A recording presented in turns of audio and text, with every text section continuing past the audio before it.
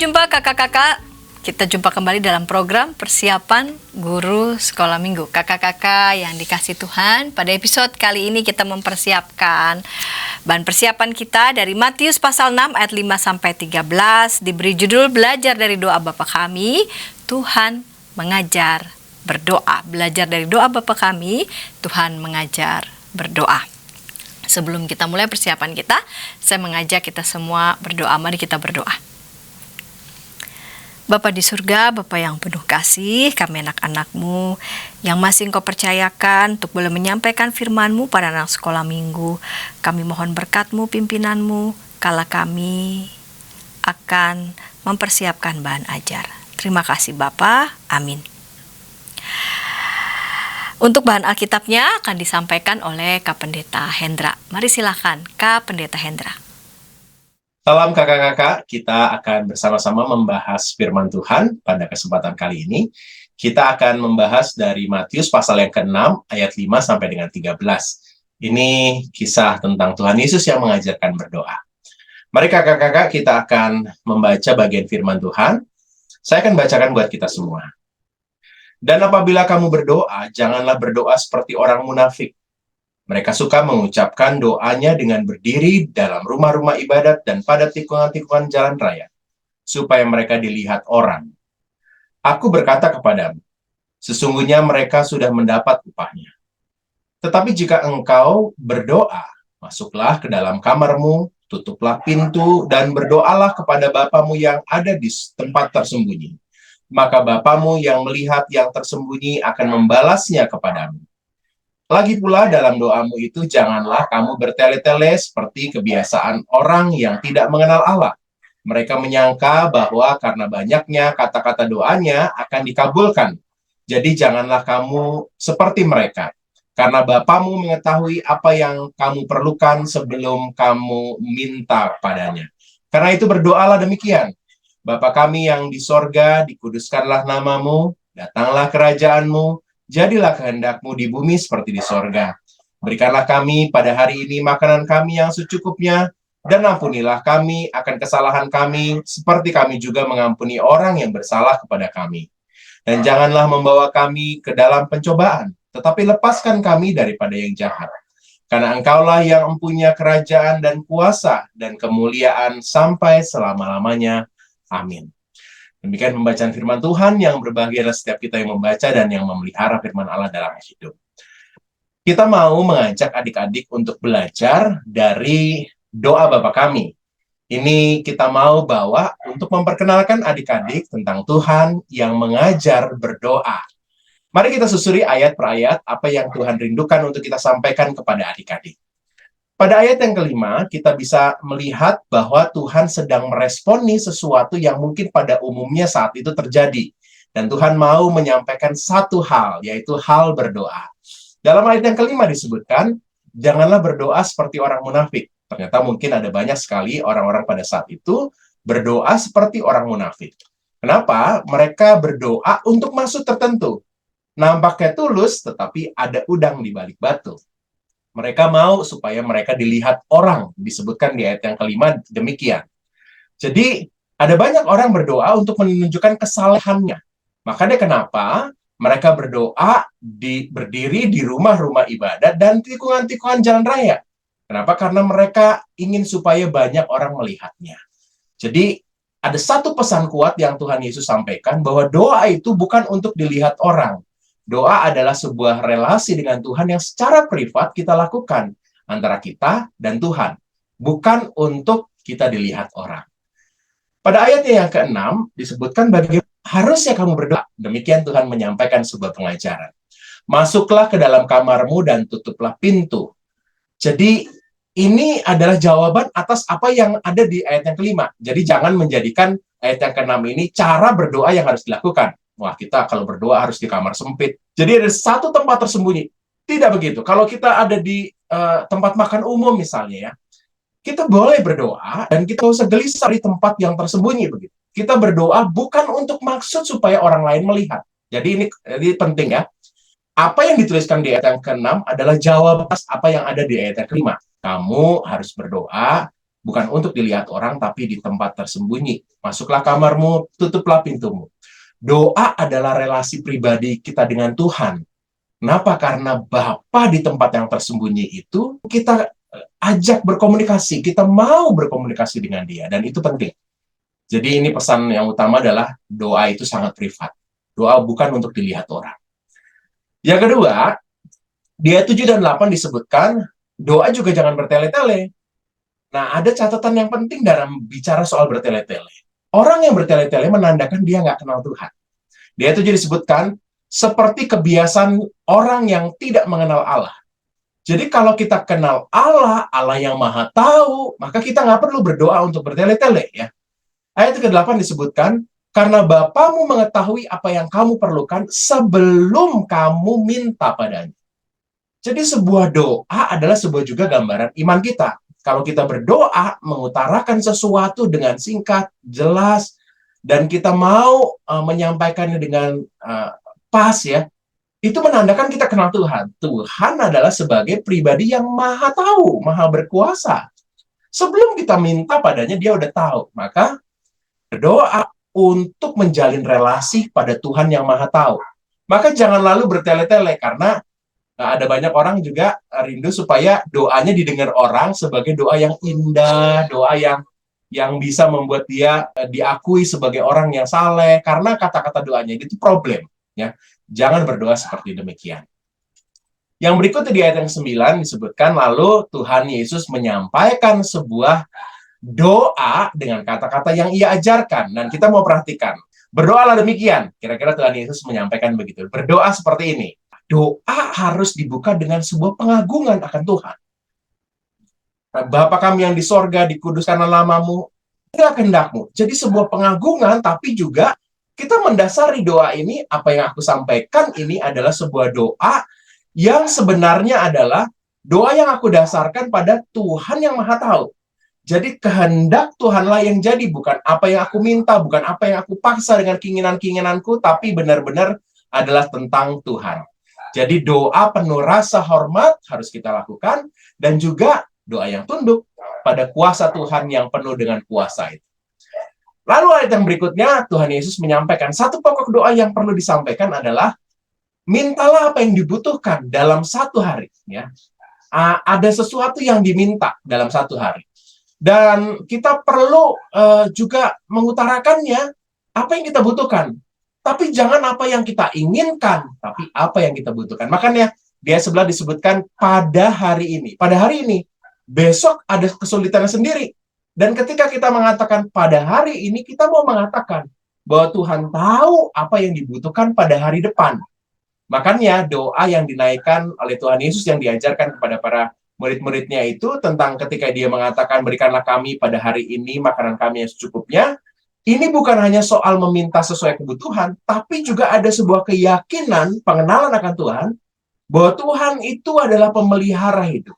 Demikian juga pada hari kemudian nanti Tuhan akan berkarya mencukupkan. Jadi doa ini adalah doa yang bukan hanya minta apa yang dibutuhkan, tapi juga keyakinan bahwa Tuhan adalah Allah pemelihara di hari depan. Dan yang berikutnya adalah di ayat yang ke-12 kita menemukan bahwa ada pesan juga bahwa kita dipanggil untuk melakukan sesuatu apa yang kita minta. Kalau kita meminta kepada Tuhan, Tuhan ampunilah kami akan kesalahan kami, karena itu penting kita mengakui Tuhanlah pengampun dari kesalahan kita. Dan bagi orang pada saat itu dengan latar Yahudi, bahwa pengampun dosa itu hanya Allah. Dan ketika kita mengatakan ampunilah dosa kami, kita mau mengatakan Tuhan Yesus adalah Allah kita. Dan kita juga dipanggil untuk melakukan hal serupa, bahwa kita adalah anak-anak Allah, kita harus hidup juga dengan penuh kasih, kita harus mengampuni sesama. Bukan hanya memohon, tapi juga sadar, apa sih panggilan kita sebagai orang yang mengenal Tuhan yang penuh kasih, kita juga harus melakukan bagian kita. Ini juga sebenarnya berlaku juga ketika kita meminta kepada Tuhan, Tuhan cukupkanlah aku, kita juga dipanggil untuk menjadi cara Tuhan mencukupkan banyak orang. Ini penting untuk kita sadari. Dan doa ini ditutup dengan sebuah kerinduan agar ada perlindungan Tuhan, lepaskan kami daripada yang jahat. Dan ini adalah sebuah doa permohonan sesuatu yang baik. Pada saat yang sama juga kita sadari bahwa doa yang baik juga adalah doa yang kita tutup juga bahwa Tuhan adalah penguasa hidup kita. Dan kita lalu di ayat 13 bagian akhirnya disebutkan ada pengakuan bahwa Allah berkuasa dalam hidup kita. Demikian kakak-kakak, kita mau menyampaikan kisah ini dan mengajarkan kepada adik-adik yang pertama bahwa berdoa itu untuk bangun relasi dengan Tuhan. Bukan untuk diperlihatkan kepada orang supaya didengar orang kata-kata doanya bagus, bukan. Tapi relasi dengan Tuhan. Yang kedua, minta yang dibutuhkan, bukan yang diinginkan. Yang ketiga, yakin bahwa Tuhan itu maha tahu dan Tuhan adalah pemilik hidup kita. Maka sampaikan apa yang kita minta, tapi jadilah kehendak Tuhan, itu penting sekali. Demikian, semoga kakak-kakak bisa menyampaikannya sesuai dengan apa yang menjadi ciri psikologis dari adik-adik di usia-usia masing-masing. Tuhan berkati. Terima kasih Kak Pendeta Hendra yang sudah menyampaikan bahan Alkitab. Kita mau menuju Kak Yonatan yang akan menyampaikan metode pengajaran bagi anak-anak di kelas Batita Balita. Namun sebelumnya, kita dengarkan pesan-pesan berikut ini. Kita jumpa dalam acara pembangunan jemaat. Pembangunan jemaat setiap Senin di minggu kedua dan keempat pukul 20 waktu Indonesia Barat. Dapat Anda nikmati di channel YKB TV.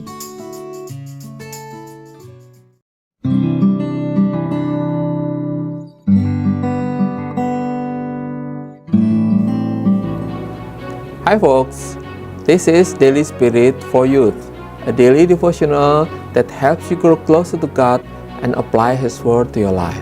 Daily Spirit for Youth dapat Anda saksikan hari Senin sampai Sabtu pukul 4.30 waktu Indonesia Barat di channel YKB TV.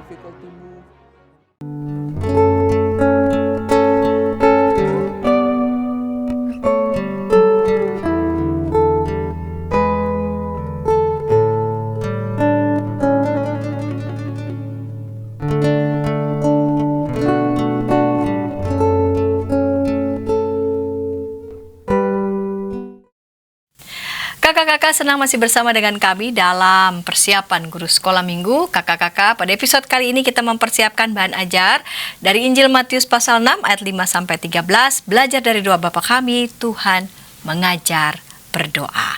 Kita mau mendengarkan Kak Yonatan yang akan menyampaikan metode pengajaran bagi anak di kelas Batita Balita. Mari silakan Kak Yonatan. Halo kakak-kakak semua, bertemu lagi dengan saya Yonatan dalam acara persiapan guru sekolah minggu. Hari ini kita kembali akan mengulik bersama mengenai metode yang tepat untuk mengajar batita dan balita ya khususnya dengan tema Tuhan mengajar doa. Kira-kira metode apa? Nah, metode yang saya ingin tawarkan sesuai dengan tujuannya nih. Tujuan dari mengajar kali ini adalah untuk anak mengetahui bahwa Tuhan mengajarnya berdoa. Jadi kita harus memberitahu bahwa Tuhan mengajar berdoa ya, itu kognitifnya.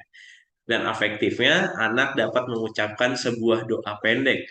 Mungkin yang balita bisa ya dengan mudah mengucapkan doa pendek. Tapi bagaimana nih dengan batita? Nggak apa-apa, kita coba bersama mencari tahu metode apa yang bisa kita lakukan untuk mengajar anak-anak berdoa. Nah, metode yang ingin saya tawarkan adalah memperkenalkan banyak aktivitas kakak-kakak. Jadi memang sih temanya secara khusus untuk mengajar kita berdoa, tapi menurut saya akan lebih seru lagi karena anak-anak batita ini lagi berusaha memahami banyak hal, kita juga memberikan pengertian bahwa ternyata aktivitas tuh ada banyak gitu ya. Kita bisa menggunakan berbagai metode dan salah satu metode yang ingin saya tawarkan adalah bercerita sambil mempraktikkan aktivitasnya. Jadi kita siapkan nih banyak aktivitas. Kalau yang dicontoh di PowerPoint saya ada bermain, tidur, makan, membaca, mandi, berdoa tentunya. Bagaimana caranya? Caranya adalah kakak-kakak semua harus membuat gerakan dari beberapa aktivitas. Tadi kan ada banyak nih aktivitasnya. Pilihlah beberapa. Sebagai contoh saya kasih tahu ya. tidur misalkan aktivitasnya tidur gitu ya. Kita membuat gerakan kalau tidur tuh gerakannya seperti ini gitu ya, seperti anak sedang tidur. Terus lalu makan seperti apa? Nanti buat gerakannya seperti ini, menggunakan seperti memegang sendok dan garpu gitu ya. Terus bermain seperti apa? Ini bebas kakak-kakak. Kalau saya kayak main hujan-hujanan jadi kayak gini ya, bergembira gitu nanti gerakannya. Dan juga berdoa tentunya kita selama ini tahu bahwa berdoa sifat sikapnya adalah lipat tangan, tutup mata, tundukkan kepala. Jadi nanti setiap anak-anak mendengar kata aktivitas ini, anak-anak harus bergerak sesuai dengan katanya. Misalkan kalau ada kata tidur, semua tidur. Kata makan, semua makan. Kata bermain, semua bermain. Dan tentunya nanti yang menjadi core inti pembahasan dari sini adalah berdoa. Jadi semuanya akan menunjukkan sikap doa. Bagaimana cara melakukannya supaya lebih seru lagi? Kita buat ini menjadi sebuah cerita, kakak-kakak. Kita membuat cerita, jadi kita cerita sambil mempraktikkan aktivitas dan gerakan yang sudah ditentukan. Ini contoh salah satunya gitu ya. Salah satu ceritanya. Suatu hari Reni sedang bermain. Wah, nanti semua anak-anak harus bermain. Gimana bermain gitu ya. Sedang bermain di lapangan gitu ya. Lalu ibunya memanggil Reni untuk makan. Gimana makan? Nanti semuanya praktekin makan seperti apa gitu ya. Setelah itu Reni segera mandi, wah nggak ada gerakannya, nggak apa-apa, berarti nggak usah dulu gitu ya. Karena sudah saatnya ia untuk tidur, semuanya tidur. Terus namun dia ingat sebelum tidur ia harus berdoa terlebih dahulu. Nanti semuanya menunjukkan sikap berdoa. Nah, nanti kakak-kakak karena Batita dan Balita itu masih sangat terpengaruh oleh emosi dari cara bicara, cara kita memainkan nada bicara. Jadi ceritanya juga harus yang seru ya kakak-kakak. Jadi kayak bermain, ada tekanannya. Terus makan, terus tidur, gimana tidur nadanya. Dan juga kalau berdoa, kita nanti ucapkannya kalau bisa lebih kayak menghayati dalam hati gitu ya, dengan lebih sendu gitu. Berdoa gitu ya. Jadi ada tekanan-tekanan beberapa aktivitas dan ditutup dengan doa nantinya. Sehingga dengan metode ini anak-anak jadi mengerti nih kalau berdoa tuh sikapnya seperti apa. Setelah kita bermain gitu ya, setelah kita melakukan aktivitas bercerita ini, baru kita bisa masuk bahwa kenapa sih sikap doa harus seperti ini? Kita masuk ke dalam bacaan bahwa alasan sikap doa harus seperti demikian adalah dengan menceritakan ya Injil Matius 6 ayat 5 sampai 13 yang kita bahas tadi. Yang memperlihatkan bahwa ternyata Tuhan sendiri mengajarkan kita berdoa. Memang dia nggak ngajarin lipat tangan seperti ini, enggak. Tapi kita belajar bahwa doa tuh harus dengan sikap yang serius, sikap yang fokus kepada Tuhan, dan sikap yang sangat intim dengan Tuhan. Kita ajarkan dengan sangat sederhana. Dan karena tujuannya tadi adalah afektif ya untuk membuat anak bisa mengucapkan doa pendek, nanti penutupnya kita bisa gunakan dengan belajar berdoa gitu ya, belajar doa sederhana. Saya yakin kakak-kakak semua bisa mengajarkan sangat sederhana berdoa kepada anak-anak batita dan balita. Bisa doa makan, doa tidur, doa sebelum tidur, atau mungkin doa sebelum berangkat sekolah gitu. Dan ini salah satu contohnya gitu ya. Doa untuk sebelum tidur gitu ya. Dulu saya juga pertama kali belajar berdoa, doa sebelum tidur gitu ya. Pokoknya harus ada kata bersyukur ya, terima kasihnya, terus juga meminta tolong pada Tuhan, dan juga tentunya diakhiri dengan kata amin. Dan sebenarnya ada beberapa saran juga sih kakak-kakak untuk anak-anak bisa lebih mengerti lagi doa. Dia menggunakan lagu 5 jari gitu ya. Pasti kakak-kakak semua juga tahu. Ya, kira-kira itu kakak-kakak yang bisa saya sampaikan metode-metode. Ya, mungkin kakak-kakak udah punya berbagai metode menarik juga untuk batita dan balita. Tapi yang saya sarankan adalah salah satu opsi metode gitu ya. Agar anak-anak bisa belajar berbagai hal dan khususnya untuk doa gitu ya. Kira-kira itu, terima kasih. Selamat melayani kakak-kakak semua. Terima kasih Kak Yonatan yang sudah menyampaikan metode pengajaran bagi anak-anak di kelas batita dan balita. Kita mau mendengarkan Kak Dinar yang akan menyampaikan metode pengajaran bagi anak-anak di kelas kecil. Namun sebelumnya kita dengarkan pesan-pesan berikut ini.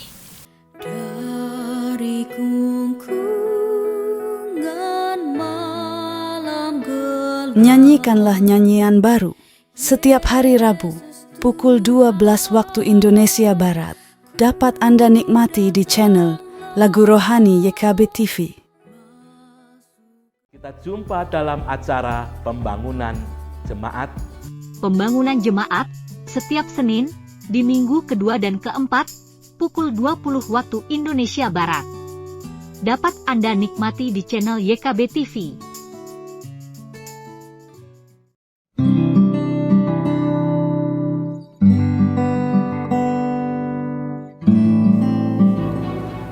Hi folks, this is Daily Spirit for Youth, a daily devotional that helps you grow closer to God and apply His Word to your life.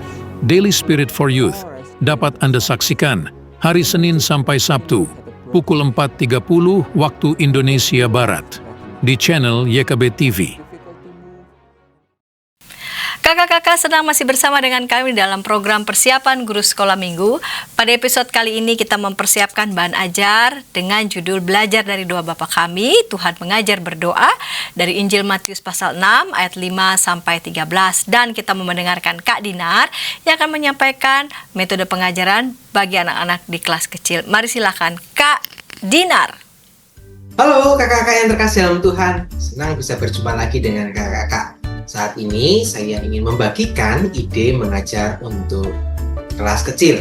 Tapi izinkan saya untuk memutarkan beberapa slide berikut. Yuk kita buka ya.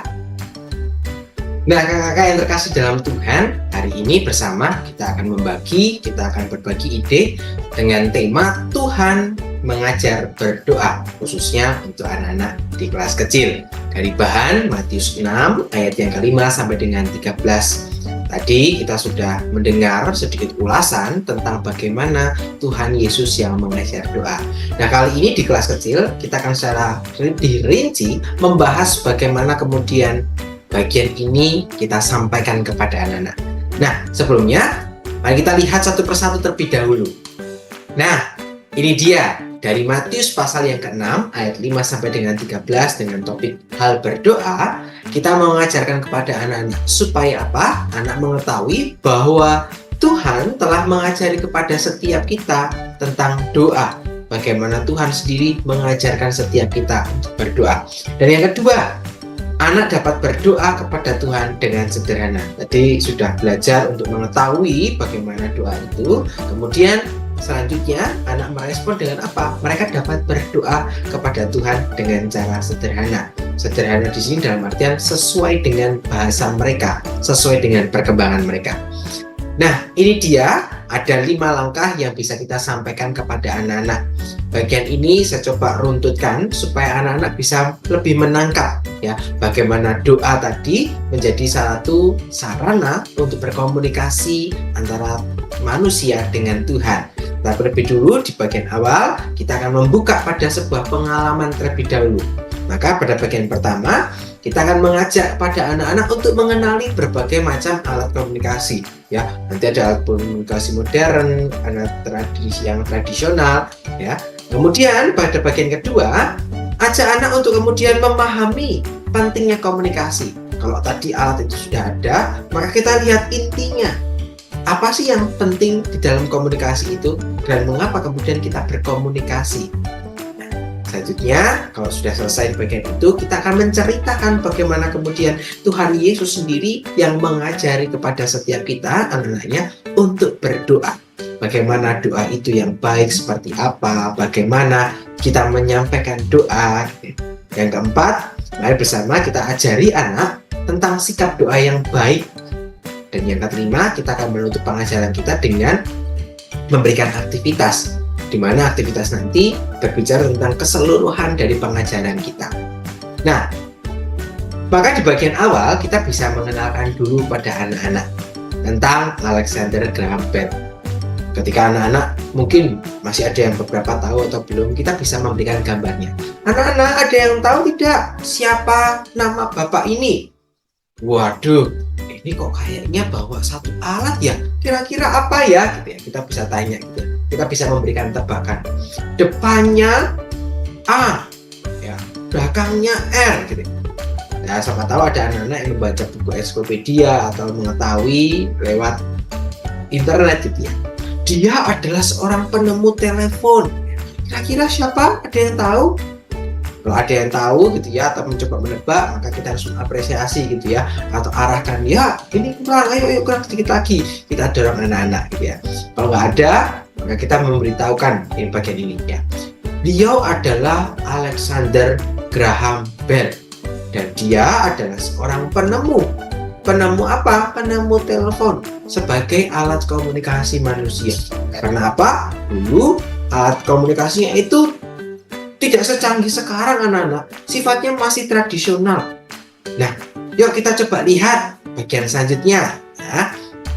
Nah, bagiannya ada dua ya. Ketika kita melihat ada dua macam alat komunikasi gitu ya, kita bisa kasih tahu. Dulu sebelum telepon itu ditemukan, orang berkomunikasi itu dengan apa? Oh, ada nih, namanya apa? Kentongan gitu ya. Kalau ada tanda bahaya ya, nggak mungkin kan teriak-teriak sekampung gitu ya, maka dapat dengan memberikan kentongan, tong tong tong tong. Oh, kalau kentong satu itu artinya apa, dua apa, tiga apa gitu ya.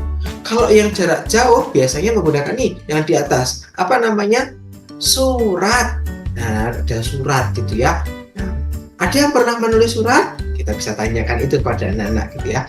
Kalau orang dulu berkomunikasi jarak jauh dengan surat gitu ya, menuliskan gitu ya, dia menceritakan pengalamannya ataupun ada banyak hal lainnya gitu ya. Nah, kalau dulu dengan menggunakan alat ini, tapi kebanyakan alat komunikasi tradisional itu tidak bisa langsung, harus menunggu waktu, ada jeda yang begitu lama. Nah, Bapak Alexander Graham Bell merasa, wah kalau caranya seperti ini akan memperberat aktivitas manusia. Kalau lagi suasananya genting, butuh yang cepat, bagaimana? Dan akhirnya kemudian dia menemukan satu alat yang disebut dengan telepon. Nah, seperti bagian yang sebelah sini. Ya, ada namanya HT, ya, walkie-talkie, kayak yang dipakai Bapak polisi itu loh, kalau teman-teman tahu gitu ya. Nah, itu untuk komunikasi lebih cepat. Atau pakai telepon. Siapa yang di rumah punya telepon kayak ini gitu ya. Nah, ada nomornya gitu ya, kalau diangkat atau ada telepon gitu ya, dia berdering gitu ya. Atau yang seperti teman-teman punya apa itu gadget, ada HP ya, ada HP gitu ya. Wah, siapa yang punya HP gitu ya? Ya, nah ini alat-alat yang modern. Kalau dulu masih tradisional dengan cara ini, tapi gara-gara Pak Alexander Graham Bell, kemudian telepon itu berkembang menjadi alat yang lebih modern. Nah, mungkin bagian ini juga bisa diimprovisasi dengan memberikan penempatan gitu ya. Kita kasih gambar gitu ya. Yuk teman-teman, menurut teman-teman mana sih alat komunikasi yang modern dan tradisional? Jadi nanti kita bisa menyediakan beberapa gambar untuk kemudian kita tempatkan. Oh, yang tradisional itu seperti apa gitu ya. Kita bisa arahkan di situ. Oh, yang tradisional itu yang ini, oh yang modern ini. Atau kita bisa mengimprovisasinya dengan suara bunyi-bunyian gitu ya. Alat komunikasi yang bunyi dong dong dong dong dong dong dong itu apa gitu ya. Kalau taralalat itu apa gitu ya. Artinya kita membantu anak untuk mengidentifikasi suara ya, atau kita bisa mengembangkannya lagi ya. Nah, dari sini kita mengajak anak-anak untuk memahami berbagai macam alat komunikasi yang seringkali digunakan. Alat komunikasi ini ditemukan untuk membantu manusia dalam berkomunikasi. Ketika jaraknya jauh gitu ya, dia tidak harus menunggu lama, tapi dia bisa dengan cepat ya. Apalagi sekarang ada internet gitu ya, akan menjadi lebih cepat. Nah, maka bagian selanjutnya kita bisa mengarahkan anak-anak. Nah, kalau alat komunikasi ini kan digunakan untuk berkomunikasi atau bercakap-cakap antara manusia dengan manusia. Kalau kita mau berbicara sama Tuhan, kita pakai apa ya teman-teman ya?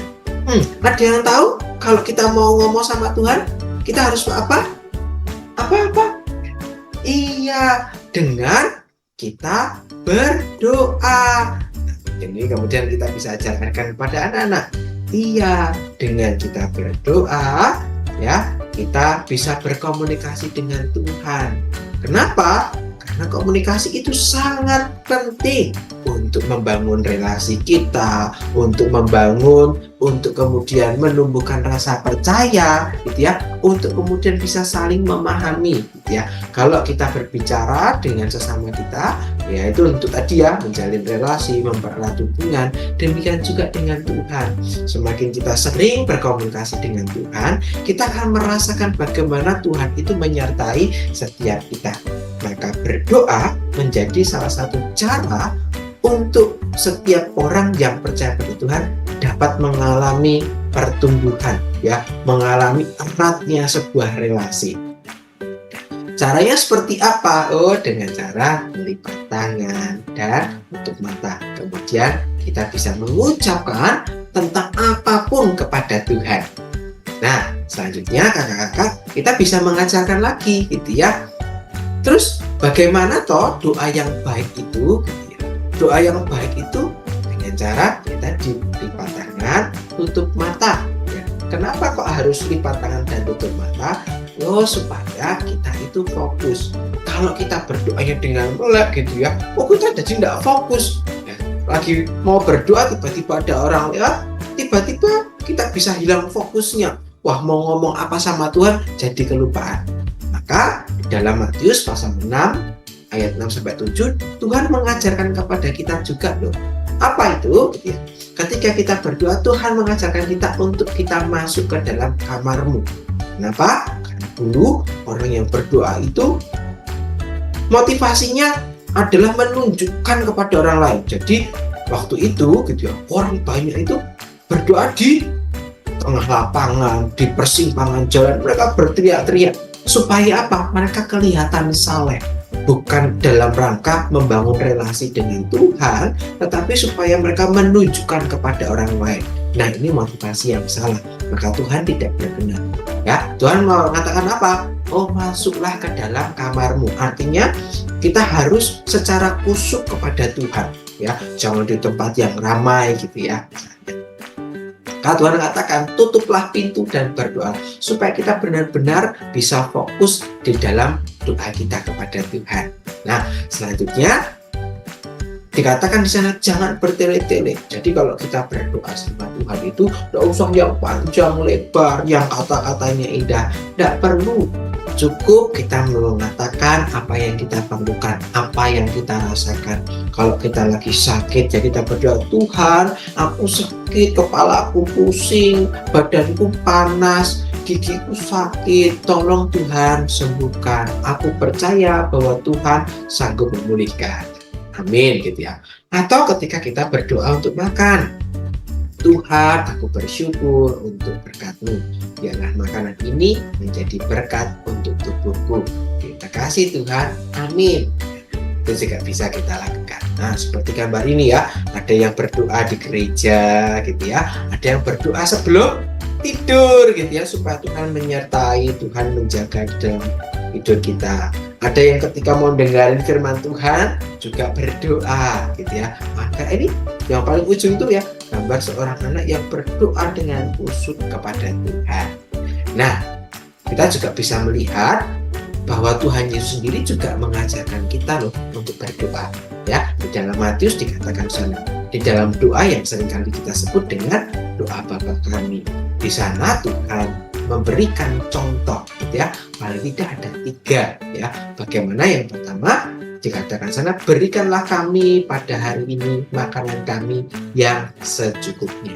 Maka pada bagian ini kita berdoa kepada Tuhan supaya makanan yang Tuhan sudah sediakan itu menjadi berkat bagi tubuh kita.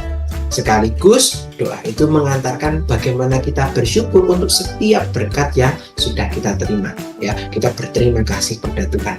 Maka berdoa sebelum makan menjadi penting. Menjadi rasa syukur sekaligus berharap berdoa supaya makanan ini menjadi berkat. Kemudian selanjutnya di sana juga dikatakan bahwa ampunilah kami akan kesalahan kami seperti kami juga mengampuni orang yang bersalah kepada kami. Bagian ini Tuhan meminta kita untuk Tuhan memberikan pengampunan ya. Ketika kita berdosa, kita melakukan kesalahan, kita mau ampun kepada Tuhan. Dan Tuhan justru menginginkan setiap kita juga memberikan pengampunan Karena Tuhan telah lebih dulu mengampuni kita, maka setiap kita juga harus mengampuni. Ketika ada teman yang nakal, ada orang yang mau menyakiti kita, ya jangan menyimpan dendam, tapi kita harus mengampuni. Dan di doa Bapa kami, jangan juga dikatakan, ya, nah, janganlah membawa kami ke dalam pencobaan, tetapi lepaskanlah kami daripada yang jahat. Ya, bagian ini mengajak kita untuk kita meminta pertolongan Tuhan. Ya, kalau kita mengalami kesulitan, entah ketika kita mau ujian, ya, atau kita menghadapi kesulitan-kesulitan lainnya, kita berdoa kepada Tuhan, meminta perlindungan dari Tuhan, pertolongan Tuhan, supaya apa? Tetap kita dijagai, diberkati, dilindungi, diberkati selalu. Ya, maka doa Bapa kami menjadi salah satu contoh doa yang Tuhan Yesus berikan, ya, bukan dengan kata-kata yang panjang, tetapi dengan kata-kata yang sederhana sesuai dengan apa yang kita butuhkan. Nah, maka pada bagian ini, kakak-kakak, kita bisa menekankan kembali pada anak-anak. Jadi, mengapa tokoh kita harus berdoa? Tentu itu akan menjadi pertanyaan anak-anak, ya. Maka pada bagian ini kita bisa mengatakan, kenapa kita harus berdoa? Kita berdoa kepada Tuhan untuk apa? Berkomunikasi dengan Tuhan, karena kita mau membangun relasi dengan Tuhan. Nah, jadi kalau kita mau membangun relasi dengan Tuhan, boleh nggak kalau berdoa dengan teriak-teriak gitu? Nah, biarkan anak-anak yang menilai. Ya, kita bisa memberikan contoh dan biarkan anak-anak menilai benar atau salah, baik atau tidak, gitu ya. Nah, atau ketika berdoa, boleh nggak sambil lari-lari gitu ya? Boleh nggak gitu ya? Nanti kita kasih pertanyaan itu kepada anak-anak lagi, ya. Kemudian, mengapa sih aku berdoa? Saya dikatakan sebagai rasa syukur kita atas setiap berkat yang Tuhan beri. Artinya kita menyadari bahwa ketika kita hidup, apapun yang kita terima itu semua adalah berkat dari Tuhan. Maka dengan berdoa, kita berdoa kepada Tuhan supaya kita semakin diberkati. Diberkati itu artinya apa? Kita dilindungi, kita dijagai, gitu ya, kita disertai. Maka dengan berdoa kita akan membawa pada diri kita untuk dibentuk sama Tuhan. Nah, kakak-kakak yang terkasih dalam Tuhan, itulah yang bisa kita ajarkan tentang berdoa. Nah, saya sudah melampirkan ini di dalam bahan ajar doa. Nanti kakak-kakak bisa unduh di bagian kolom deskripsi, ya. Nah, ini contohnya, ya. Ada kata, aku akan berdoa saat aku mau titik-titik. Nah, ini ada gambar gitu ya. Ada gambar makan, ada tidur, ada belajar, ada sakit gitu ya. Nah, nanti anak-anak diminta untuk menggunting, ya. Kemudian bisa juga diwarnai, bisa juga kemudian diberikan keterangan di dalam setiap gambar. Oh, ini sedang makan. Oh, ini sedang tidur, ya. Ini sedang belajar, ini sedang sakit gitu ya. Nah, maka itu menjadi bagian akhir kita gitu ya. Bagaimana ketika kita sakit, ya kita berdoa supaya apa? Supaya Tuhan kasih kesembuhan. Aku akan berdoa sebelum aku makan supaya apa? Makanannya diberkati. Aku mau berdoa sebelum aku tidur supaya aku dijagai. Aku mau berdoa sebelum aku belajar supaya aku fokus, supaya apa yang aku pelajari dapat berguna bagi diriku. Nah, nanti kakak-kakak bisa memvariasi dengan mengajak anak untuk turun gambar. Nah, nanti dua bagian ini bisa disatukan, kemudian kita bisa beri semacam paperclip gitu ya, supaya bagian ini bisa diputar gitu ya. Jadi bagian yang di atas ini akan kita tempelkan di bagian yang ada lingkaran tadi supaya menjadi satu kesatuan. Nah, kakak-kakak yang terkasih, demikian yang bisa saya bagikan. Kiranya apa yang saya bagikan ini bisa menjadi berkat dan supaya bagian ini mematik inspirasi bagi setiap kita, sehingga ide ini bisa dikembangkan menjadi bentuk pengajaran yang lebih menarik lagi sesuai dengan kebutuhan kita masing-masing. Selamat mempersiapkan bahan ajar ini. Tuhan memberkati kita semua. Sampai jumpa. Terima kasih Kak Dinar yang sudah menyampaikan metode pengajaran bagi anak-anak di kelas kecil. Kita mau menuju Kak Grace Victoria yang akan menyampaikan metode pengajaran bagi anak-anak di kelas besar. Namun sebelumnya kita dengarkan pesan-pesan berikut ini. Dari kungkungan malam gelap. Nyanyikanlah nyanyian baru setiap hari Rabu pukul 12 waktu Indonesia Barat. Dapat Anda nikmati di channel Lagu Rohani YKB TV. Kita jumpa dalam acara pembangunan jemaat. Pembangunan jemaat setiap Senin di minggu kedua dan keempat pukul 20 waktu Indonesia Barat. Dapat Anda nikmati di channel YKB TV.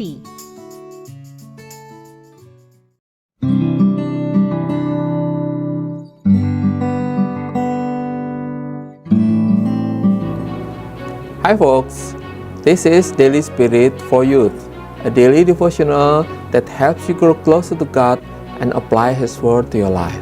Daily Spirit for Youth dapat Anda saksikan hari Senin sampai Sabtu pukul 4.30 waktu Indonesia Barat di channel YKB TV.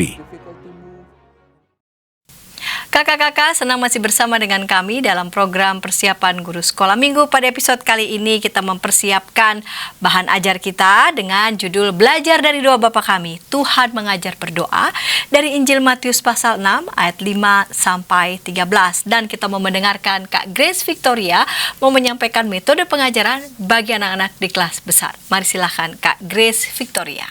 Halo kakak-kakak, hari ini kita akan sama-sama persiapan untuk kelas besar dengan tema Tuhan Mengajar dari Matius pasal 6 ayat 5 sampai 13.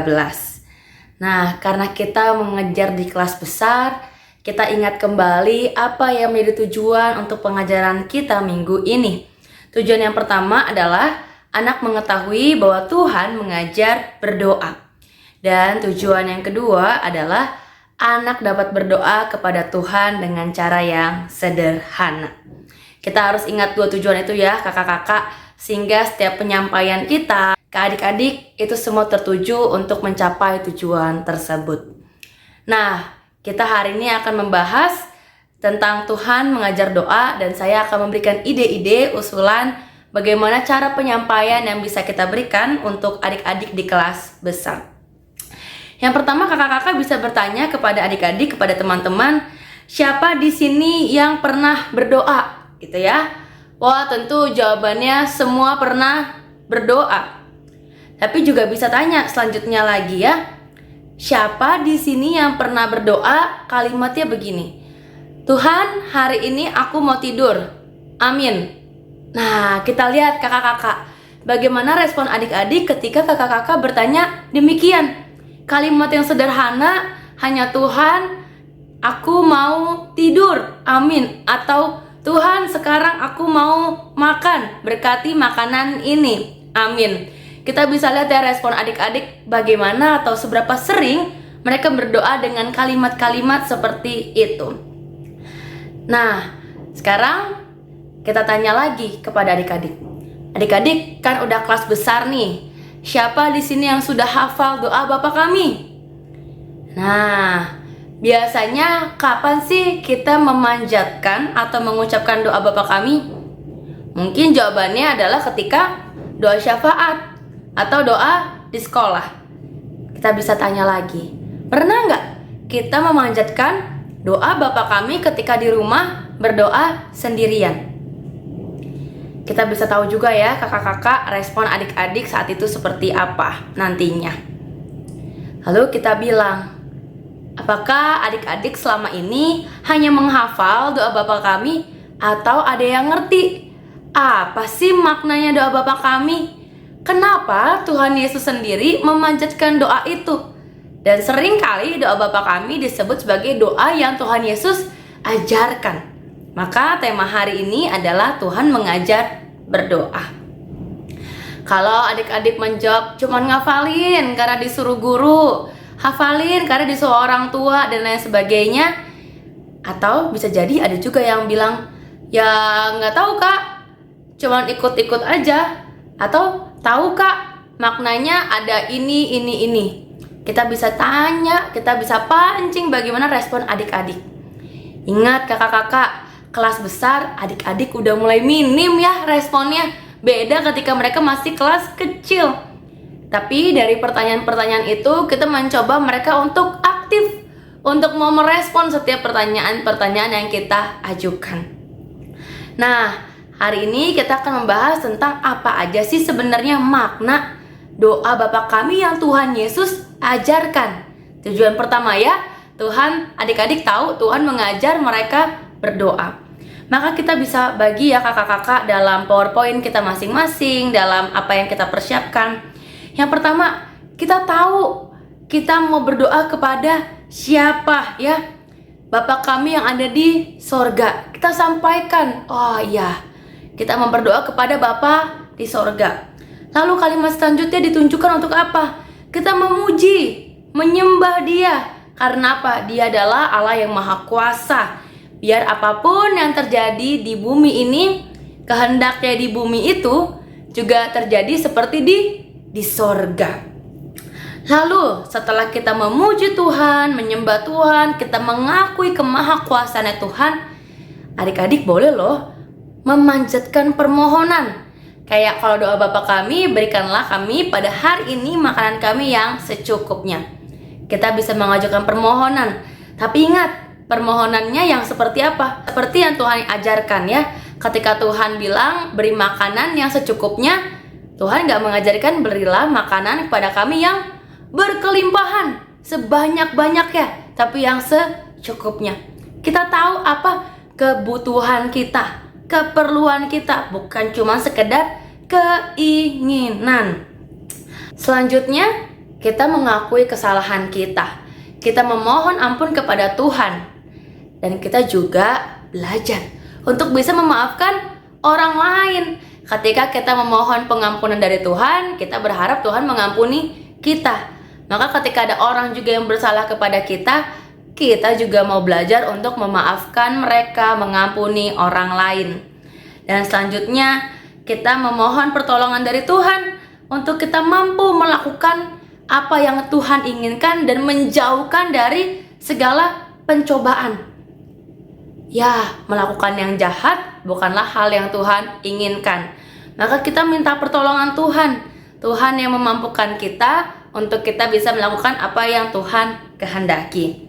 Dan akhirnya kita mengakhiri doa dengan apa? Dengan menyerahkan segala sesuatunya, termasuk mengakhiri doa kita kepada Tuhan yang mempunyai kerajaan dan kuasa dan kemuliaan sampai selama-lamanya. Maka poin-poin ini menjadi hal yang bisa kakak-kakak bagikan kepada adik-adik, sehingga adik-adik tahu, oh, dalam doa yang Tuhan Yesus ajarkan, yang Tuhan Yesus juga panjatkan, itu ada ini, dan ini. Jadi doa bukan sekedar mengungkapin permohonan. Tuhan, sekarang kami mau makan, berkati makanan ini, amin. Tuhan, sekarang kami mau tidur, berikan mimpi indah, bangunkan besok pagi, amin. Bukan itu aja. Tetapi ada poin-poin lainnya yang bisa kita sampaikan kepada Tuhan dalam doa kita. Dan diakhiri, kakak-kakak bisa minta adik-adik untuk menuliskan doa mereka sebelum tidur. Itu jadi aktivitas, jadi pembelajaran juga adik-adik, bagaimana adik-adik bisa menyampaikan doa, menyampaikan percakapan, dialog kepada Tuhan melalui doa. Nah, dari situ tujuan kedua tercapai kakak-kakak. Adik-adik bisa berdoa dengan cara yang Tuhan ajarkan dan juga yang sederhana. Demikian kakak-kakak, ide dan persiapan yang bisa saya bagikan. Semoga membantu. Selamat kembali mempersiapkan diri. Tuhan Yesus memberkati kita semua. Terima kasih Kak Grace Victoria yang sudah menyampaikan metode pengajaran bagi anak di kelas besar, dan kami sudah merampungkan bahan Alkitab disampaikan Kak Pendeta Hendra. Dan untuk kakak-kakak yang mau mengulik lagi teks ini, Injil Matius 6 ayat 5-13, mari kakak-kakak boleh menyaksikan tayangan ngulik Alkitab, dan kakak-kakak juga boleh makin diperlengkapi dalam aktivitas sekolah minggu dengan menyaksikan tayangan aktivitas sekolah minggu. Kami telah menyajikan bahan Alkitab dan juga metode pengajaran. Sebelum kita berpisah, mari kita berdoa. Ya Bapa, terima kasih Engkau boleh menyertai anak-anak-Mu yang sampai saat ini terus bertekun, mempersiapkan firman Tuhan untuk disampaikan pada anak sekolah minggu. Kami mohon berkat-Mu ya Tuhan, berikan kemampuan bagi anak-anak-Mu. Kami juga berterima kasih lewat berkat-Mu boleh memberikan hikmat bagi setiap kakak-kakak narasumber yang menyajikan bahan Alkitab maupun juga metode persiapan. Tuhan berkati, Tuhan berikan hikmat pada kakak-kakak yang Kau percaya sehingga mereka boleh terus bergembira, bersukacita, bertekun melayani Tuhan. Terima kasih Bapa, dalam Kristus kami berdoa. Amin. Sampai jumpa pekan depan dengan bahan persiapan yang lainnya. Sampai jumpa.